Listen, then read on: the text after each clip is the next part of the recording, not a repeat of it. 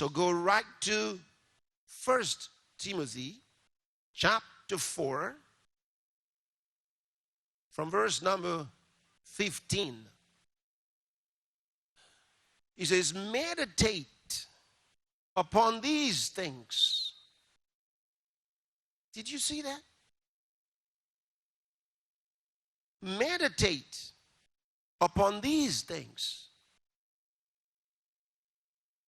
Give thyself wholly to them, that thy profiting may appear to all. This is remarkable, remarkable. Oh, I'll never forget studying this. I was so excited. I was just so excited.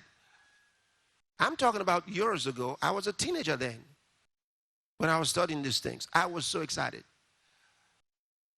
Did you know, as a teenager, I was holding success in life seminars? I was hosting success in life seminars where I spoke. I wasn't inviting people to come preach. No, I was the one speaking on success in life, even though, because I found the secret. I just knew it. I knew it. Some of the messages are still, I could play some of them for you, maybe one day, because they were recorded. Back in those days, I already learned to record those messages, so I had them. You want to hear how I sounded when I was... Well, so he says, meditate upon these things, give thyself wholly to them, that thy profiting may appear to all. Now, I looked into the details of what he was talking about. Meditate upon these things. And meditate meant to revolve in the mind, the Greek meletao, to revolve in the mind. It's the same kind of thing we're looking at from the Old Testament, the Hebrew word. Here, to revolve in the mind. You know, to imagine, to contemplate. And it also peculiarly means to give attention to focus one's attention. And there's a reason that that particular definition of it is very important, because of what it says in the next verse. I may not major on that, but look at what it tells you. Meditate upon these things. What things was he talking about? What things? The things he had been talking about in the previous verses. For example, if you just go back to verse 12, just a few verses back, it says, let no man despise thy youth. And you can imagine that could have meant a lot to me. I was a young guy, you know, a teenager learning these things. It says, let no man despise thy youth, but be thou an example of the believers in word, in conversation, that means in your manner of life, in charity, that means in love, in spirit, in faith, in purity. That's remarkable. See that? He's telling you what life to live if you're going to be successful. He's telling you what life to live if you're going to be successful. I'll read that again. He says, let no man despise thy youth. Don't let anybody look at you in your youthful life and say, what kind of a life are you living? What nonsense is this?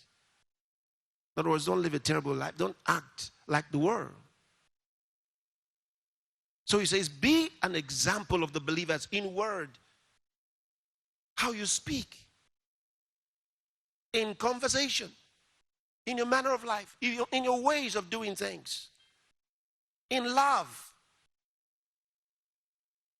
charity, in spirit,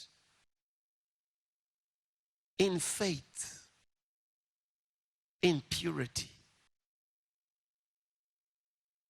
What kind of a young person are you? Do these things describe you? Do you live like this? Do you think like this? Is your mind sanctified?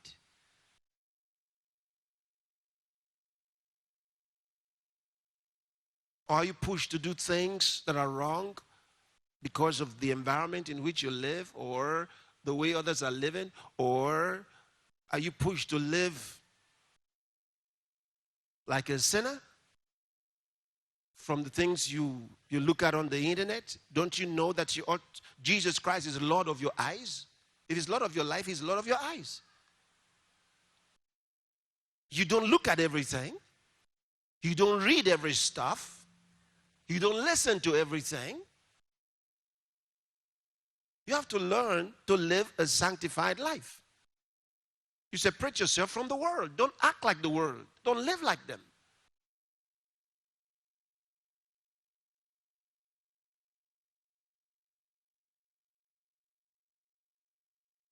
In fact, that reminds me of something I'm going to get on shortly. So he goes on to say, meditate upon these things, give thyself wholly to them, that thy profiting may appear to all. So I read more about this. I understood it. Meditate. So I understood that I was going to meditate. I was going to set my mind, give my mind to the things that he had said in his word. I should meditate on these things. And I should give myself completely to the word. He says, that thy profiting may appear to all. That thy profiting. So that's what prokope. It means your advancement, your progress. He says that your progress may appear to all. And the word appear is another Greek word, phaneros. And phaneros means to spread abroad. To spread abroad. To become apparent. Openly manifest.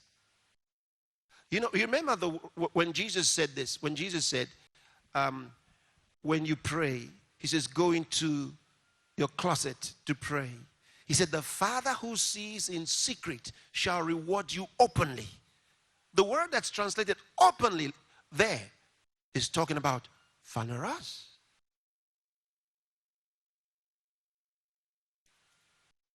The Lord will reward you publicly. He'll make your progress manifest. Look at it. You want your progress to be such that they can't deny it. You can't deny that that one is successful.